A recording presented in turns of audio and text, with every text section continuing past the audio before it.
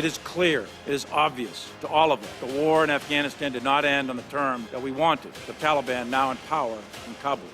The war, strategic failure. The signing of the Doha Agreement had a really pernicious effect on the government of Afghanistan and on its military, psychological more than anything else. As you can see in the Senate hearing, in the media, there is a shock, confusion in the US. They are completely surprised by this outcome of after 20 years, Taliban coming back again. Also, they're trying to find scapegoats, one of them being Pakistan, and therefore they're not in a rational mindset. Clearly, if the US does not defreeze their reserves and the Afghan government collapses, the biggest loser will be the people of Afghanistan. अस्सलाम वालेकुम नाज़रीन, programme में खुशामदीद कहते हैं। पाकिस्तान और America के ताल्लुकात के हवाले से इन रेफरेंस टू अफ़गानिस्तान आज हम गुफ्तगू करेंगे। आपको मालूम है कि अमेरिका की जो डिप्टी सेक्रेटरी ऑफ स्टेट हैं वेंडी शेरमन, वो पाकिस्तान के दौरे पर आज आई हुई हैं और पाकिस्तान की जो सीनियर डिप्लोमेट्स हैं, फॉरेन मिनिस्टर हैं, बाकी लोगों से उनकी मुलाकातें हुई हैं और उन्होंने अपनी ट्वीट में ये कहा है कि अफ़गानिस्तान, दोनों पाकिस्तान और अमेरिका के ताल्लुकात और ख़ित्ते की जो सूरत हाल है और जो ग्लोबल चैलेंजेस है उसके ऊपर बात की गई है। पाकिस्तान ये चाहता है कि एक ब्रॉड बेस्ड ताल्लुकात जो हैं अमेरिका के साथ होने चाहिए, जिसमें तमाम जो दोनों मालिक के जो इश्यूज़ हैं वो उसके अंदर डिस्कस हों, ख़ित्ते की सूरत हाल डिस्कस हो। लेकिन लगता यह है कि अफ़गानिस्तान ही इस वक्त एजेंडा था। आज की जो मुलाकातें हुई हैं और उस हवाले से पाकिस्तान का अपना एक पर्सपेक्टिव है। पाकिस्तान का पर्सपेक्टिव ये है कि तालिबान की हुकूमत को अबेंडन नहीं किया जाना चाहिए, यानी अफ़गानिस्तान की अवाम को, अफ़गानिस्तान की कौम को, अफ़गानिस्तान को अबेंडन नहीं किया जाना चाहिए, क्योंकि उससे ज़्यादा क्राइसिस पैदा होंगे और जो अमन व अमान की सूरत हाल है वो ख़राब होगी और उसका डायरेक्ट जो इम्पैक्ट है वो पाकिस्तान के ऊपर आएगा। ज़ाहिर है पाकिस्तान की बॉर्डर है, हिस्टोरिकल पर्सपेक्टिव है उसका, वो सारी दुनिया जानती है। साथ ही साथ आज सलामती जो कमेटी है हमारी, कौमी सलामती कमेटी, उसका भी इजलास हुआ है। वज़ीर-ए-आज़म पाकिस्तान ने उसकी सदारत की, जिसमें सर्विसेज चीफ भी थे, बाकी सीनियर हुकाम भी उसके अंदर थे और उसका भी जो एजेंडा था वो अफ़गानिस्तान ही था कि अफ़गानिस्तान की जो सूरत हाल है उसको किस तरह से बैन-अक़वामी बरादरी जो है वो बेहतर कर सकती है from financial point of view, बाकी जो उसके अफ़गानिस्तान की जो ज़रूरियात हैं उसको कैसे पूरा किया जाएगा। इन तमाम इश्यूज़ को आज के प्रोग्राम में हम डिस्कस करेंगे। मेरे साथ मौजूद हैं जनाब जनरल अमजद शुएब साहब, डिफेंस और पॉलिटिकल एनालिस्ट हैं। बहुत शुक्रिया जन साहब, आपने हमें टाइम दिया। जनाब एजाज़ चौधरी साहब, साबिक सेक्रेटरी खारजा, चौधरी साहब आपका भी बहुत बहुत शुक्रिया, आपने हमें टाइम दिया जी। और जनाब साजिद तारड़ साहब, आप farmer American president Donald Trump के एडवाइज़र रहे हैं, रिपब्लिकन पार्टी से आपका ताल्लुक़ है। तारड़ साहब आपका भी शुक्रिया जी, आपने अमेरिका से हमें ज्वाइन किया। बात का आगाज़ आप ही से करते हैं। आप ये बताइएगा कि पिछले दिनों हमने देखा था कि जो सेनेट कमेटी के अंदर अमेरिकन जर्नल्स जो हैं, उनकी जो मिलिट्री लीडरशिप है वो ज़ाहिर के जो सेनेटर्स थे, जो इलेक्टेड लोग हैं वहाँ पे, उनको अफ़गानिस्तान के हवाले से जो भी वहाँ पे हुआ उनके जवाबात वो दे रहे थे और उसमें उन्होंने इस चीज़ को एक्सेप्ट भी किया कि ये जंग जो थी ये स्ट्रेटेजिक फेलियर थी। लेकिन उसके साथ साथ पाकिस्तान को हम ये देखते हैं कि अमेरिकन जो एडमिनिस्ट्रेशन है या उनकी जो पॉलिटिकल लीडरशिप है या इवन उनका जो मीडिया है वो पाकिस्तान को मुर्ज़ इल्ज़ाम ठहराता है कि काबुल के अंदर तालिबान की जो प्रेजेंस या आज अफगानिस्तान में तालिबान जो बैठे हुए हैं वो पाकिस्तान की वजह से हैं, बजाय इसके कि पाकिस्तान का जो पॉजिटिव रोल था उसको अप्रिशिएट किया जाए। आज पाकिस्तान को भी कटहरे में खड़े करने की कोशिश की जा रही है। देखिए, आपने बिल्कुल सही बात की है। इस वक्त America is going through a political crisis. इस वक्त जो इस व्हाइट हाउस में जो एडमिनिस्ट्रेशन बैठी है वो आधे अमेरिका की एडमिनिस्ट्रेशन है, आधा अमेरिका जो है उनको अपना वो उनके ज़हन में ये ख्याल है कि इलेक्शन उनसे चोरी किया गया था। तो अमेरिका के अंदर एक पॉलिटिकल एक क्राइसिस है और उस क्राइसिस की वजह से अफगानिस्तान का मलबा पाकिस्तान पे डालने की कोशिश की जा रही है और की जाएगी। और उसमें मैं हमेशा ये कहता हूँ उसके कई अवामिल हैं। एक तो ये जिस तरह मैंने आपको फरमाया कि पॉलिटिकल क्राइसिस, दूसरा इंडियन लॉबी का सरगर्म होना, इंडियन लॉबी के घेरे होने, व्हाइट हाउस के अंदर इंडियन लॉबी की अपॉइंटमेंट्स होनी। और तीसरी चीज इसमें यह है कि पाकिस्तान अपना केस जो है वो सही तरीके से बयान नहीं कर पा रहा इंटरनेशनल कम्युनिटी को। जिस तरह के मैं समझता हूं कि खान साहब को यूनाइटेड नेशंस में आना चाहिए था, एक बहुत बड़ी नेटवर्किंग की अपॉर्चुनिटी मौजूद थी, उसको जाया किया गया। और इस वक्त जो नजर आ रहा है चीजें, जिस तरीके से आपने देखा होगा कि सेनेट की हियरिंग कमेटी में किस तरीके से उनको ग्रिल किया गया, उन्हें बार बार उनसे इस्तीफे मांगे गए और उन्होंने बिल्कुल बड़ी ढिठाई के साथ देखा। अब वेंडी शर्मन को मैं डिस्कस करना चाहूंगा, खासकर आप उनकी डिप्लोमेसी को देखेंगे, किस तरह की इंडिया में वो स्टेटमेंट्स देकर आई हैं।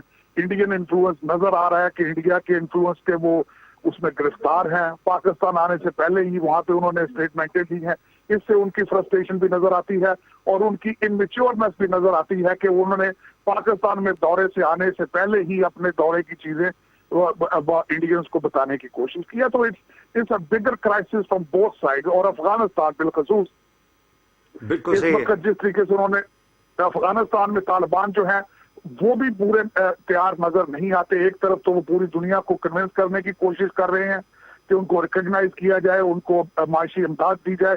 दूसरी तरफ वो जिस तरह आप अगले दिन उन्होंने 4 लोगों को वहां पे हैंग किया, माइनॉरिटीज के हालात आप देख रहे हैं गुरुद्वारे में। और अनस हक्कानी साहब ने जो ट्वीट की है अगले दिन कि और उन्होंने जाके सोमनाथ मंदिर की बातें शुरू कर दी। तो असल में तीनों तरफ से मिसमैनेजमेंट चल रही है, अमेरिका की तरफ से बिल्कुल सही। और there is a kind of confusion. जन साहब मैं आपकी तरफ आऊंगा, काइंडली मुझे ये बता दीजिएगा कि अमेरिका जो है अब अफगानिस्तान में पाकिस्तान से क्या चाहता है। ये मतलब ये एक सादा सा सवाल है कि अमेरिकन जो है they want to engage with Pakistan, but on the other hand हम ये देखते हैं कि वो तालिबान की गवर्नमेंट के हवाले से उनकी स्टेटमेंट्स देख लें, उनका पैसा अराउंड $10 बिलियन जो है वो बंद करके उन्होंने रखा हुआ है वहां पे। और बाकी जो उनके यूरोपियन इत्तेहादी हैं वो भी अमेरिकन की पॉलिसी को टो कर रहे हैं। So what they want from Pakistan? बिस्मिल्लाहिर्रहमानिर्रहीम। भाई साहब मुझे अगर आप 1 मिनट दे दें, मैं जरा पिछले जो क्वेश्चन आपने तारड़ साहब से किया था मैं उसमें कुछ ऐड करना चाह रहा हूँ जी प्लीज। और फिर उसके बाद मैं आपका क्वेश्चन करता हूँ। बात यह है कि मेरे नुक्ता निगाह से 2 अवामिल हैं जो कि ज्यादा हमें प्रॉब्लम पेश कर रहे हैं, जिसकी वजह से ये सूरत हाल आज जो अफगानिस्तान के मामले में या अमेरिका के मामले में हम देख रहे हैं, वहां एक मतालबा जोर पकड़ता जा रहा है कि पाकिस्तान के ऊपर आप सैंक्शंस लगाएं। ठीक। अब ये क्यों हो रहा है? इसके 2 अवामिल मेरी नजर में ये भारत की ख्वाहिश है, भारत की कोशिश है और भारत ने जबरदस्त प्रोपेगेंडा किया। वरना सेनेट में जो हेयरिंग्स हुई हैं, जो उनकी मिलिट्री लीडरशिप ने जो हेयरिंग्स में जवाब दिए हैं सवालात के, उसमें पाकिस्तान का कहीं जिक्र नहीं कि इन्होंने तालिबान की मदद की थी। अफगानिस्तान में दुनिया भर की इंटेलिजेंस अमेरिका की सपोर्ट में वहां मौजूद थी, तमाम नेटो कंट्रीज की, और हर तरह की इनके पास सर्वेलेंस मौजूद थी। कहीं कोई अगर सॉलिड सबूत या कोई ऐसी चीज होती तो जरूर मिलिट्री लीडरशिप वहां जिक्र करती, वो नहीं हुआ। लिहाजा पॉलिटिकल साइड पे आपको ये प्रॉब्लम आएगी कि वो जो 22 सेनेटर्स ने एक उठा के वो बिल पेश किया है, वो एक पॉलिटिकल मनूवर है और वो प्योरली इंडियन प्रोपेगेंडा पे। आप सोचिए, पंजशीर का उन्होंने उसमें कहा जी पाकिस्तान का पंजशीर में रोल देखिए, क्या दुनिया पूरी ने डिनाई नहीं किया? पेरिस में उन्होंने इनकी फेक इंडिया के वो फेक खबरें जो है वो वहां पे उनको चलाया कि देखें इन्होंने वीडियो गेम्स में से लेकर तस्वीरें तो ये ली। अमेरिकन बुद्धू हैं, झल्ले हैं, उनको नहीं पता कि ये वीडियो गेम से ली थी, लेकिन it is a political manoeuvre जो कि उन्होंने आपको किसी न किसी तरह अंडर प्रेशर लाना और हो सकता है सैंक्शन भी लगाए। ये वो काम उधर चल रहा है जो कि भारत के मुकाबले या भारत के पूरे एक मुहिम की वजह से। दूसरी तरफ यह है कि हमने तोड़ नहीं किया। मैं समझता हूं इमरान खान वहां जाता या ना जाता अमेरिका में, यहां पर आपकी पॉलिटिकल यूनिटी क्यों नहीं है इस मामले के ऊपर? इस पे पार्लियामेंट को मुतहर्रिक होना चाहिए था। अगर पार्लियामेंट एक मुश्तरका मुत्तफिका वहां से यहां से रेजोल्यूशन देती और अमेरिका को चैलेंज करती तो उसकी को वक़्त होती, को वजन होता। वहां सेनेट काम करता है, यहां पे आप इंडिविजुअली। मरियम कह रही है कि जनाब पाकिस्तान को अफगानिस्तान के मामलात में दखल नहीं देना चाहिए। ये लोग हैं हमारे। आप पार्लियामेंट में जाएं, जाके वहां से एक डिबेट कराएं, अमेरिका की गलतियां उसके फेलियर्स वहां पे डिबेट में आए, पाकिस्तान के जो मेहनत की और जो साथ दिया इनका निभाया वो वहां पे लाएं। पाकिस्तान ने हाईलाइट करना है कि अगर हम आपके एलाइज थे तो ये एक तरफा एलाई नहीं थे, ये सिर्फ हमारी जिम्मेदारी नहीं थी कि हम आपकी खिदमत करते रहें। आप एलआई से, आपकी भी जिम्मेदारी थी कि वहां से अफगानिस्तान से हमारे खिलाफ टेररिज्म ना होता। आपको पता था कि इंडिया हमारा दुश्मन नंबर 1 है, आपने उसको जाके बिठा दिया, सारे रिसोर्सेज हमारे इस्तेमाल किए पाकिस्तान में जाने के। जी, आपका कहना यह है कि जो हमारी पॉलिटिकल क़यादत है पार्लियामेंट की या हमारी जो डिप्लोमेट्स हैं उन्होंने हमारा केस जो है वो बेहतर तरीके से पेश नहीं किया। एजाज चौधरी साहब, मैं आपकी तरफ आऊं। पेश वही नहीं, और पार्लियामेंट को बिल्कुल आपने बेकार करके रखी हुई है, उसका इस्तेमाल कोई नहीं इस मुल्क में। बिल्कुल सही है। मैं आपकी तरफ आता हूँ जी जन साहब, मैं आपकी तरफ आता हूँ। एजाज साहब, वो जो सवाल मैंने जन साहब से किया था, अमेरिकन जो है अब हम अफगानिस्तान के हवाले से हमसे क्या चाहेंगे? अब मतलब ख़वातीन के जो हकूक़ हैं, इंसानी हकूक़ हैं, वहाँ पे एक इंक्लूसिव गवर्नमेंट की जो इंटरनेशनली अक्सर बात की जाती है कि तालिबान बाकी जो कौमें हैं वहाँ पे, ताजिक्स हैं, उज़्बेक्स हैं, हज़ाराज़ हैं, उनको भी मिलाएं। अमरीकियों का उनके साथ क्या ताल्लुक है? मुझे तो समझ नहीं आती है, वो हमसे क्या चाहते हैं? आप देखिए, अमेरिका के लिए इसमें कोई शक नहीं है कि एक बहुत बड़ा सेटबैक हुआ है उनकी खारजा पॉलिसी को, जिससे उनके अंदर एक दाखिली सियासत में भी भूचाल आया हुआ है। ताडर साहब भी उसकी तरफ इशारा कर रहे थे। रिपब्लिकन्स ने जो बाइडेन की एडमिनिस्ट्रेशन को बहुत हीट उनके ऊपर बढ़ाई है, और जो बाइडेन दिफा कर रहे हैं अपने फैसले का, वो उन्होंने कहा कि भाई मैं मजीद अमरीकी जाने क्यों गंवाऊं। तो एक तो वहाँ की दाखिली सियासत है, फिर इंडियन फैक्टर भी है। लेकिन मैं जो आपके सवाल की तरफ अगर आता हूँ, तो वो ये देख रहे हैं कि अभी अगर अफगानिस्तान में सूरत हाल इसी तरह चलती रही तो जो उनके स्ट्रेटेजिक एसेट्स थे, जो एक किस्म का उन्होंने वहाँ पे पूरी इन्वेस्टमेंट की पिछले 20 साल, और वो तो सब ज़ाया भी हो गई, और यहाँ पे दोबारा सारी दहशतगर्द तंजीमें जड़ भी पकड़ लेंगी और मगरिब को दोबारा टारगेट भी बना सकती हैं। तो ये तो वही हुआ कि 20 साल आपने इतनी मेहनत की, इतना पैसा लगाया, इतनी जानें लगवाई, और फिर दोबारा वहीं के वहीं खड़े हुए। तो एक तो वो हज़ीमत है जिसके लिए पाकिस्तान जो है वो क्या करेगा? इसमें करना तो फिर वेस्ट और अमेरिका को है ना। यही बात तो पाकिस्तान बार बार करता है कि अगर आपने अफगानिस्तान को अबैंडन कर दिया तो यहाँ पे जाहिर है कि दहशतगर्दी बढ़ेगी, तालिबान के लिए मुश्किल हो जाएगा चीजों को मैनेज करना। एब्सोल्यूट, यही पाकिस्तान की तरफ से पैगाम जा रहा है मुसलसल कि आप एंगेज रहें। एंगेज रहने का मतलब यह है कि ये जो इकोनॉमिक कोर्शन शुरू की हुई है, उनके पैसे रोको, ये करो वो करो, ना करें। आज फर्ज किया एकेडमिकली स्पीकिंग, ये तालिबान की हुकूमत को कुछ नहीं देते और वो गिर जाती है, तो आप बताएं कि वहां अफगानिस्तान में सूरत हाल क्या हो? खाना जंगी दोबारा अगर खाना जंगी होगी तो कौन उसका फायदा उठाएगा? उसका फायदा चले किसी हद तक हिंदुस्तान उठा सकता है, क्योंकि वो उसकी सरजमीन इस्तेमाल करता रहा है पाकिस्तान के खिलाफ। उसका फायदा जो है और तो मुझे किसी को नजर नहीं आ रहा, बल्कि नुकसान होगा हर एक को। इस वजह से मेरे ख्याल में पाकिस्तान का मौक़िफ़ दुरुस्त है। मैं जो पहले, लेकिन सर मुझे ये समझ साहब में, चूंकि आप तो माशाल्लाह इतने करियर डिप्लोमेट रहे हैं, अमरीकी DSS जो है वो पाकिस्तान आई हुई हैं, डिप्टी सेक्रेटरी ऑफ स्टेट, मतलब उनका एजेंडा क्या है अफगानिस्तान में? हमसे वो क्या चाहते हैं? मतलब हमसे वो बातें करते हैं, हम मुलाकातें करते हैं। तालिबान के साथ जो उन्होंने एग्रीमेंट करना था दोहा का, वो हो चुका। तालिबान वहां पे जाके उनका अफगानी है, उन्होंने अफगानिस्तान में अपनी हुकूमत कायम कर दी है। हमसे अब वो क्या चाहते हैं? देखिए, हमसे उनकी जो तवक्कुआत है ना, वो थोड़ी गैर हकीकी है। आपको याद होगा कि वेंडी शर्मन साहिबा ने अमेरिका में से निकल के, मैं शायद स्विट्जरलैंड में थी, तो बयान दिया था कि पाकिस्तान उनके साथ इंक्लूसिव गवर्नमेंट की बात कर रहा है, देखते हैं कि क्या नतीजा निकलता है। भाई, आप पाकिस्तान के ऊपर क्यों जिम्मेदारी डाल रहे हो? ये तो अफगानिस्तान का है, और सिर्फ पाकिस्तान थोड़ी मुतालबा कर रहा है, मुतालबा भी नहीं कर रहा, हम तो मशवरा दे रहे हैं, सारे के सारा खित्ते के ममालिक मशवरा दे रहे हैं।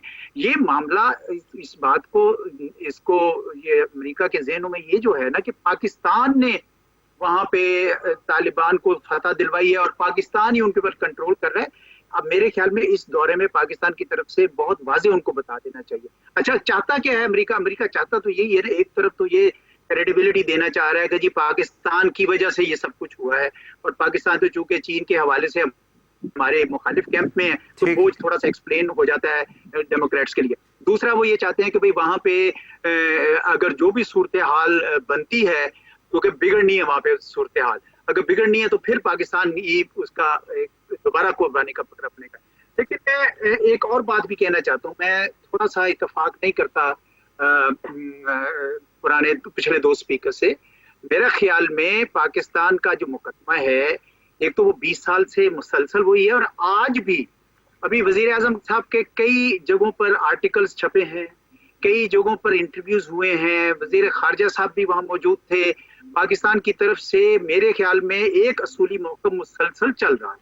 जो चीज दुरुस्त है वो जनरल साहब की वो यही है कि पार्लियामेंट में अगर हम करते तो एक यूनिफाइड वॉइस होती, इसमें कोई शक नहीं है। ठीक है, माजी में जब भी ठीक है चौधरी साहब, मैं एक शॉर्ट ब्रेक क्विकली ले लूं। जी, मैं आपकी तरफ आता हूं, तीनों मानों की तरफ। नाज़रीन, एक क्विकली शॉर्ट ब्रेक लेते हैं यहाँ पे, और ब्रेक के बाद गुफ्तगू को आगे बढ़ाते हैं। हमारे साथ रहिएगा।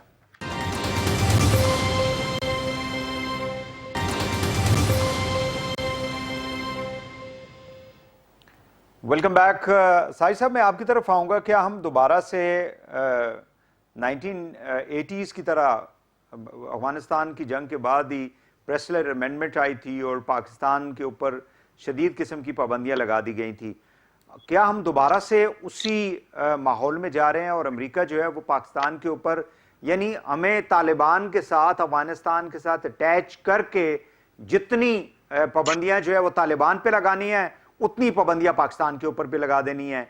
सो this is what the Americans are going to do. मैं बिल्कुल आपकी इस स्टेटमेंट से 100% एग्री करूंगा। मैं थोड़ा सा कोशिश करना चाहता हूं कि आपके वो पिछले सवाल का जवाब दूं। पिछले सवाल का जवाब ये बन रहा है कि इस वक्त अमेरिका के इंटरेस्ट में ये है कि अफगानिस्तान में दोबारा खाना जंगी शुरू हो, वहां पे डिस्टेबलाइज हो चीजें, ये अमेरिकन इंटरेस्ट में जा रहा है।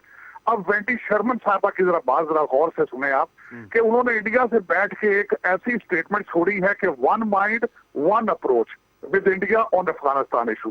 दूसरी, उन्होंने वहां पे ऐलान करके आई है कि I am going there for specific और not on a broader relationship with Pakistan. अब पाकिस्तान से अमेरिका क्या चाहता है? अमेरिका चाहता है या तो आप उनको अड्डे दें आप ड्रोन अटैक्स के लिए, अगर वो नहीं देते तो अपनी स्पेस यूज करने दें, उसके लिए प्रेशर क्रिएट करके रखेगा, वो आपके ऊपर कर रहा है वो बल्कि।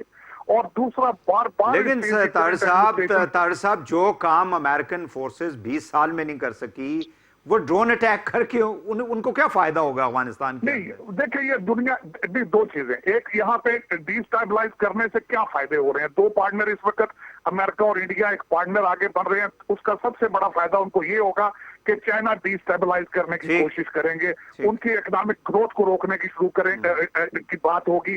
इंडिया उसमें से फायदा उठाएगा पाकिस्तान पे प्रेशर डाल के और चाइना पे प्रेशर डाल के। ये सारी वो एक ब्रॉडर गेम जो है, this is what they are playing, और रिप्ले होगी। ये जिस तरीके से आज आप देख रहे हैं कि दुनिया किस तरीके से डिस्टेबलाइजेशन की तरफ जा रही है, नॉर्थ कोरिया के हालात आप देख रहे हैं, आप दूसरे मुमालिक के हालात देखें कि इस वक्त क्या क्या हो रहा है। पूरी दुनिया इज नीड लीडरशिप, स्टेबलाइजेशन नहीं है इस वक्त। इस वक्त एक क्वाड बनाया गया, उसके बाद एक आकस बनाया गया, इंडो पैसिफिक है, ताइवान के ऊपर 56 अगले दिन जो वो वहां पे चाइनीज जहाज इस तरह उड़ रहे हैं जिस तरह मक्खियां उड़ रही हैं। अमेरिका मर्दे बीमार बन के फिर रहा है। America is clueless, leaderless and hopeless.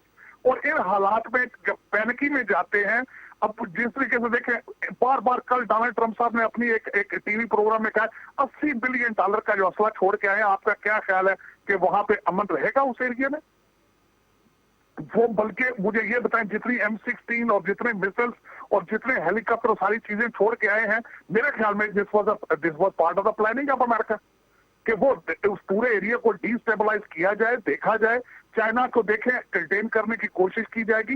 इस वक्त आप बिल्कुल ये ना भूलेंगे, इस वक्त अमेरिका और China they are standing in front of eye to eye, इस वक्त सामने खड़े हैं। और उसमें अब देखें, और मेरे ख्याल में उसमें अमेरिका has less chances क्योंकि उसके allies उसके साथ नहीं खड़े। बिल्कुल ठीक है, बिल्कुल ठीक है। ताहिर साहब, मैं आपकी तरफ, जन साहब मैं आपसे ये जो बात ताहिर साहब ने कही है, बड़ी बेहतरीन तरीके से उन्होंने जो इंटरनेशनल इस वक्त सिनेरियो बन रहा है और उसमें अमेरिकन और चाइनीज का जो रोल है वो उन्होंने बताया। लेकिन चाइना हमारा पार्टनर है, और जब से हमने CPEC किया, उन्होंने पूरी दुनिया के अंदर वन बेल्ट वन रोड के जरिए they are investing in the different regions. अब अफगानिस्तान को पुरअमन चाइना भी इसीलिए चाहते हैं, हम भी चाहते हैं कि सेंट्रल एशिया तक जो हमारी जो एनर्जी की जो हमारे उनके साथ ताल्लुकात हम बनाना चाह रहे हैं या इकनॉमिक बनाना चाह रहे हैं वो बेहतर हो, और अमेरिकन जो है अफगानिस्तान को डिस्टेबलाइज करना चाहते हैं। इसमें पाकिस्तान को अमेरिका जो है, चूंकि हम चाइना के करीब है, तो पाकिस्तान को भी फिक्स करना चाह रहे हैं इस वक्त, जो पॉलिसी उनकी वो बना रहे हैं? देखिए, पाकिस्तान से जो 2-3 चीजें उनको चाहिए वो यकतरफा है कि पाकिस्तान यकतरफा तावन दे, रिटर्न में वो कुछ ना मांगे, क्योंकि एक उनकी जो स्ट्रेटेजिक ओरिएंटेशन है वो फिक्स्ड है बिल्कुल भारत के ऊपर, और वो उनकी जो आप कह लीजिए कि चाइना सेंटर्ड है, उसकी वजह से वो उधर फिक्स्ड है। लिहाजा बाकी सब चीजें उनको पाकिस्तान वगैरह ये छोटे नजर आते हैं। और इसी में सीपैक फिगर आउट करता था कि वो चाइना को आप एक जो ये उसको साउथ चाइना सी में कन्फाइन करना चाहते हैं, आपने एक आउटलेट दिया तो वो उनको कबूल नहीं कि चाइना की जो मईशत को हम धचका लगाना चाहते हैं वो तो नहीं लग सकेगा, क्योंकि यहाँ से वो इंडियन ओशन से अफ्रीका और मिडल ईस्ट को बड़ी आसानी से अपनी ट्रेड जारी रख सकते हैं, उनकी ऑयल सप्लाई भी रह सकती है। लिहाजा ये तो उनकी एक तकलीफ है ही है। लेकिन यहाँ पे मसला ये है कि सबसे बड़ा जो चेक इस वक्त है वो, बेशक आप ये कहें कि उनकी यूनिटी गवर्नमेंट बननी चाहिए या उनको टेररिज्म नहीं वहां से स्पॉन्सर करना चाहिए, सब चीजें अपनी जगह पे। ह्यूमन राइट्स का इशू लेके अमेरिका किसी भी वक्त आपको बहाना बना के वहां पे कह सकता है जी हम अफगान गवर्नमेंट को तस्लीम नहीं करते, लेकिन उन्होंने ऑब्जर्व किया कि पाकिस्तान एक रीजनल कंसेंसस डेवलप करने के चक्कर में लगा हुआ है, और ये इंडिकेशन भी हमने दी है कि अगर रीजनल कंसेंसस बनता है तो हम यहाँ पे रिकॉग्निशन दे सकते हैं उनको। ये 5-6 मुल्क जो जिनके बॉर्डर्स मिलते हैं वो ये चाहेंगे कि कम से कम पाकिस्तान ये काम ना होने दे और अमेरिका के साथ मिलाए इस पे कदम, और जब अमेरिका रिकॉग्निशन करे उस वक्त करे, ताकि अफगानिस्तान के ऊपर वो इम्पैक्ट लाया जा सके जो वो चाहते हैं। सही है। रिकॉग्निशन 7-8 मुल्कों की अगर हो गई तो अफगानिस्तान का लैंडस्केप चेंज हो जाएगा, पॉलिटिकल लैंडस्केप। वहां उनको ये रिसोर्सफुल कंट्रीज हैं चाइना वगैरह, ये उनको बहुत मदद दे सकते हैं, और फिर वो चाइना को चाहते हैं कि वहां पे मदद या ये चीज करके तो उसकी वो एक तो उसका जो सीपैक एक्सटेंड करना चाहते हैं उस डायरेक्शन में वो न जाए, और दूसरी तरफ ये है कि चाइना कंसोलिडेट न करे अफगानिस्तान में कि वहां पे मिनरल वेल्थ वगैरह उसको मिलनी शुरू हो जाएगी। तो ये कंटेनमेंट के लिए डेफिनेटली सबसे पहला स्टेप यही है कि रीजनल कंट्रीज को रोका जाए कि वो अमेरिका का इंतजार करें। जब तक अमेरिका नहीं उनको रिकॉग्निशन देता आप भी ना दें, तो अमेरिका शायद कभी भी ना दे। दूसरी जो चीज है उसमें मेरा अपना अंदाजा है कि पाकिस्तान की एयर स्पेस के लिए वो बात करेंगे कि हमें एयर स्पेस इस्तेमाल करने की जरूरत पड़ सकती है, लिहाजा आप हमें इजाजत दें। उसमें यह है कि उनके अभी प्लानिंग में बार बार जिक्र आता है ओवर द होराइजन एंगेजमेंट। वहां पे जो असला ये छोड़ के आए हैं ये ओवर द होराइजन में ही उसको डिस्ट्रॉय करेंगे, और आप देखेंगे कि डिस्टेबलाइज करने के लिए अफगानिस्तान को आसानी यही होगी कि एक दफा फिर वहां पे क्लैंडस्टाइन तरीके से मलेशिया को सपोर्ट किया जाए, जिसमें उनके रिटायर्ड फौजी भी जा सकते हैं, और दूसरी तरफ अफगान आर्मी से असला जो है वो डिस्ट्रॉय करके उसको वीक किया जाए, तो वहां पे खाना जंगी छिड़ सकती है। तो ये वो चीजें हैं जो वो करेंगे। ये मैं बिल्कुल एग्री करता हूं कि अफगानिस्तान को डिस्टेबलाइज करेंगे। अगर वो ये सोच कह रहे हैं कि भारत की और उनकी सोच एक है, तो भारत ना पहले कभी अफगानिस्तान को स्टेबलाइज करने में दिलचस्पी रखता था ना आज रखता है। बिल्कुल सही है। उनको पता था कि अशरफ गनी की गवर्नमेंट करप्ट चोर लोग हैं, ये कभी भी पॉपुलर नहीं होंगे अवाम में, लेकिन वो अशरफ गनी को धक्का लगाते रहे कि मुज़ाकरात मत करो, तुम बैठे रहो यहाँ पे। तो ये वो चीज है जो वो करेंगे कि इसको डिस्टेबलाइज करना है, उसमें पाकिस्तान फिर मोहरा बनाने की कोशिश करेंगे। सही है। और दूसरी तरफ रिकॉग्निशन को रोक ठीक हो गया जी, बिल्कुल सही है। एजाज चौधरी साहब, मुझे ये बताएं कि पाकिस्तान के ऊपर ज़ाहिर है कि FATF की तलवार जो है वो अभी तक लटकी हुई है, डिस्पाइट द फैक्ट कि हमारे IMF के साथ ज़ाहिर है कि एक एंगेजमेंट चल रही है और अभी तक उसके अंदर तो हमें कोई रुकावट दिखाई नहीं देती, बट नेचुरली अफगानिस्तान का पैसा तो उन्होंने बंद किया हुआ ही है। पाकिस्तान को भी फाइनेंशियली और इकोनॉमिकली डू यू थिंक कि अमेरिकन्स बाकी एलाइज के साथ नुकसान पहुंचा सकते हैं? बिल्कुल नहीं जी। मैं आपको बताऊं कि ये जो पाकिस्तान के ऊपर प्रेशर पॉइंट्स तो हैं, लेकिन हम जिस तरह उनको एग्जरेट करते हैं और हम ये समझते हैं कि शायद वो हमें दबा देंगे और हम पे सैंक्शंस लगा देंगे, ये बिल्कुल गैर हकीकी है। ये जिस रेजोल्यूशन का आपने शुरू में अपने इंट्रोडक्शन में जिक्र किया, ये जो 22 सेनेटर्स ने किया, उसकी क्या हैसियत है? खुद अमेरिका में कह रहे हैं कि उसकी कोई हैसियत नहीं है, और हमारे यहाँ वो लोग जी सैंक्शंस लगने लगे, कैसे लगा सकते हैं? एक 38 मिलियन का अफगानिस्तान तो मैनेज हुआ नहीं, और 220 मिलियन का न्यूक्लियर पाकिस्तान हो जाएगा। साहब, ये वही अमेरिकन हैं जिन्होंने CSF हमारा जो है कोलिशन सपोर्ट फंड बंद कर दिया था, कैरी लूगर बर्मन बिल जो है उस जमाने में जो अप्रूव हुए $7.5 billion they were supposed to, पहले भी लगाते रहे, वो इन्होंने सस्पेंड कर दिए थे। ये वही अमेरिकन हैं कि जो पाकिस्तान के ऊपर हर लिहाज से उन्होंने जो है वो जाहिर है कि इंडिया का वो सपोर्ट करते रहे पिछले 10-15 सालों के अंदर। नहीं, दुरुस्त है, लेकिन देखें ये प्रेशर पॉइंट्स हैं, इनको आप लार्जर देन लाइफ ना बनाएं। क्या पाकिस्तानी कौम जो है वो ये इसकी वजह से बैठ जाएगी? आपने FATF का किया है, कितना जोर लगाया अमेरिका और हिंदुस्तान ने, क्या कर लिया? ग्रे लिस्ट में भी हमने तकरीबन सारे पॉइंट्स कर लिए और उसकी वजह से हमें खुद को फायदा हुआ है कि मनी लॉन्ड्रिंग रुकी है और टेररिस्ट फाइनेंसिंग भी रुकी है। मेरा मकसद कहने का ये है कि अमेरिका नहीं कर सकेगा वो जो आप समझ रहे हैं कि हमें जरा थोड़ा सा खड़ा होने दें। मुझे खुशी है कि हमारे वजीर आजम अक्सर उसके ऊपर खड़े होते हुए हैं। हमें, मेरे ख्याल में इस मामले में कुछ नहीं होगा। आप इज्जत और ऑनर और ऑब्रूव के साथ उनके साथ डील करें। अभी आए वेंडी शर्मन साहिबा आई हैं हिंदुस्तान में, उन्होंने हिंदुस्तानियों को खुश करने के लिए जो भी बयान दिया हो, यहाँ पे तो आप देख लें बयान और है। यहाँ पे तो उन्होंने शुक्रिया भी अदा किया कि जी आपने इनखला में भी मदद की, क्लाइमेट चेंज तक की बात हुई, बाकी चीजें भी बात हुई हैं। लेकिन ये दुरुस्त है कि चीन के हवाले से हम इस वक्त उनके उस तरह के वसीउल बुनियाद दोस्त नहीं है, इसमें कोई शक नहीं है। लेकिन साथ ही साथ पाकिस्तान की तरफ से मुसलसल ये पैगाम जा रहा है कि जनाब अभी आपका और हमारी पार्टनरशिप है जिसमें हम बहुत कुछ काम कर सकते हैं, और अमेरिका को पाकिस्तान की उतनी ही जरूरत है जितनी हमें शायद अमेरिका की जरूरत हो। तो इस वजह से मेरा नुक्ता नजर जरा थोड़ा सा मुख्तलिफ है आपकी इस प्रोग्राम की थ्रस्ट के हवाले से। मेरे ख्याल में वेंडी शर्मन का दौरा खुश आइंद है। मेरे ख्याल में यहाँ पे बैठ के अच्छी बातचीत हुई है, पाकिस्तान को वो इज्जत देंगे और भी देंगे, लेकिन हमें अपने पांव पर खड़े रहना है, लग्जिश नहीं लानी है अपने उस पे। और पाकिस्तान की जरूरत है इस वक्त, चीन को भी है और अमेरिका को भी है। बाकी ये है कि अफगानिस्तान में अमेरिका पहले क्या कर लिया जो अभी कुछ वो कामयाब हो जाएगा। हिंदुस्तान को देख लें कि हिंदुस्तान क्या कर सका, इतनी इन्वेस्टमेंट बिलियंस ऑफ डॉलर्स क्या कर लिया, कुछ भी नहीं कर सकेंगे। ठीक है आगे क्या कर सकते हैं? कुछ नहीं कर सकते हैं बगैर पाकिस्तान। तार साहब, what is the way forward? तार साहब काइंडली बता दें कि क्या मतलब वे फॉरवर्ड क्या होगा अमेरिका के साथ पाकिस्तान की एंगेजमेंट का इस सूरत हाल में? देखिए, इस वक्त पाकिस्तान दोबारा 0 पॉइंट पे पहुंच चुका है। ना उनको समझ आ रही है कि हम चाइना के कैम्प में हैं, ना वो अमेरिका के बारे में सीरियस कोशिश कर रहे हैं। आप देखें तो CPEC के हवाले से खान साहब की बहुत अरसा हो चुका है कि जो प्रेसिडेंट शी के साथ बात हो, उसके बाद ग्वादर के बाद कराची पे जा रहा है CPEC और दूसरी चीजें सामने नजर आ रही हैं। उसके बाद ये सारी चीजें और उसमें डायलॉग करता नजर नहीं आ रहा। पाकिस्तान को एक कम्प्रीहेंसिव कैंपेन की जरूरत है। मेरी नजर में पाकिस्तान अभी तोशाखाना पे खड़ा है। पाकिस्तान अभी तक जो मेरे ख्याल में अगर सोचा जाए EVM पे खड़ा है। पाकिस्तान के अंदर इस तरह के छोटे छोटे मसाइल हैं और जिस तरह मैं जनरल साहब से एग्री करूंगा कि यूनिटी, पॉलिटिकल स्टेबिलिटी नहीं है। एक चीज के ऊपर हमारी सियासी क़यादत जो है वो यकजा नजर नहीं आती।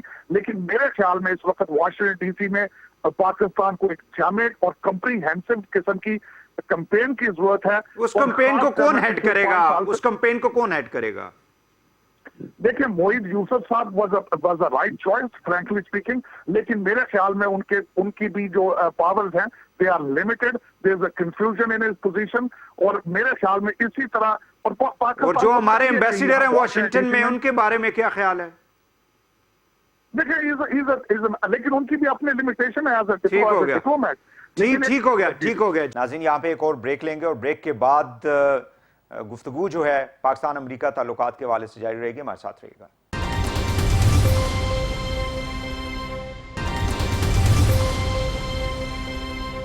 वेलकम बैक नाज़रीन, प्रोग्राम को आगे बढ़ाते हैं। जनरल साहब, फाइनली आप काइंडली जी बता दें कि पार्लियामेंट का आपने कहा कि parliament is not active regarding all these international challenges, तो इसमें सबसे ज्यादा जिम्मेदारी क्या प्राइम मिनिस्टर और गवर्नमेंट की नहीं होती कि वो अपोजिशन को साथ ले, इन इश्यूज को डिबेट करे पार्लियामेंट के अंदर? वहां पे तो कुछ और ही हो रहा होता है।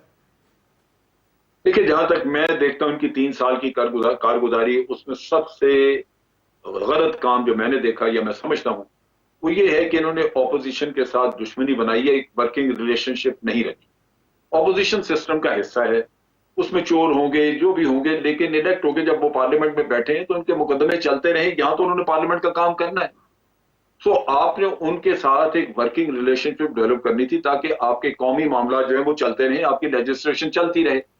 आपने उनके साथ एक पर्सनल दुश्मनी बना ली कि आप हाथ मिलाने को तैयार नहीं, नतीजा ये कि वो काम आगे चल ही नहीं रहा।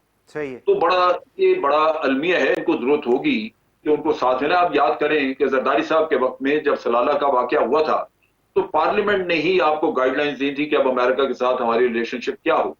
उसमें आपने उनकी जो लाइन ऑफ कम्युनिकेशन थी वो बंद कर दी, आपने 11 महीने बंद रहे।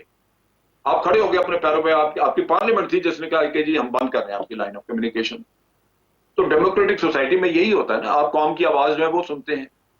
आज भी अगर वजीर आजम से मांगे, Do you think this government is putting more burden on the? अगर आज हमारी जो गवर्नमेंट है, इलेक्टेड गवर्नमेंट, वो सिक्योरिटी इदारों पे ज्यादा बर्डन डाल रही है ये सारा कुछ ना करने की वजह से? हो सकता है, लेकिन ज्यादा जरूरत तो यही है ना कि आप इंडिविजुअल्स की बजाय पार्लियामेंट में जाएं। अब एक देखिए कि अगर ये अमेरिका आपसे एयर स्पेस मांगता है कि हम आपकी एयर स्पेस यूज करना चाहते हैं, प्राइम मिनिस्टर के लिए बड़ा आसान है। वो क्या जी, पार्लियामेंट अगर फैसला करती है कि हम एयर स्पेस देते हैं तो बिल्कुल देते हैं, क्योंकि हम तो अवाम के लिए जवाब दें। अगर अवाम नहीं देना चाहते तो मैं क्या कर सकता हूं? तो पार्लियामेंट से फैसला करवा। लेकिन प्राइम मिनिस्टर ने तो हौसला दिखाया, उन्होंने एब्सोल्युटली नॉट कहा है उनको। तो ये कोई डिप्लोमेटिक लैंग्वेज नहीं है ना, एब्सोल्युटली नॉट। ये तो आप डिक्टेटोरियल सी बात कर रहे हैं, ऐसे नहीं है। पार्लियामेंट क्या वो कह सकते थे कि जनाब हम पार्लियामेंट में जाएंगे, जैसे अब हम फैसला करेंगे उसका कर लेंगे, हमें उसमें कोई एतराज नहीं। बड़ा टेक्टफुल सा जवाब था आपका, आपने नहीं किया। ठीक हो गया, हद तक क्या बिल्कुल सही है। एजाज चौधरी साहब, फाइनली आप बता दें कि हमारा जो इस वक्त जो हमारी अप्रोच है towards America vis-a-vis Afghanistan foreign policy के हवाले से, do you think we are on the right track या we need to bring certain changes? तार साहब कह रहे थे कि हमें ज्यादा वॉशिंगटन के अंदर एक्टिव होना पड़ेगा।